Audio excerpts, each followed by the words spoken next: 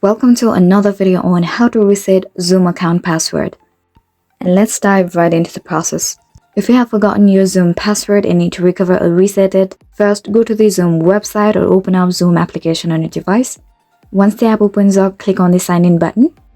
And now select forgot password on the sign in page right under the password box. And in the password recovery form, enter the email address associated with your Zoom account.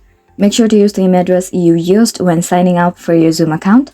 After entering your email address, click on the send button. Zoom will send you an email with instructions to reset your password. Go to your email inbox and look for an email from Zoom. It should contain a link or instructions to reset your password. Open the email from Zoom and click on the provided link to reset your password. If there are instructions instead of a link, follow them accordingly. You'll be directed to a web page where you can enter a new password. Choose a strong, unique password that you haven't used before. Also, make sure to follow any specific password requirements mentioned on the page. Enter the new password once again to confirm it.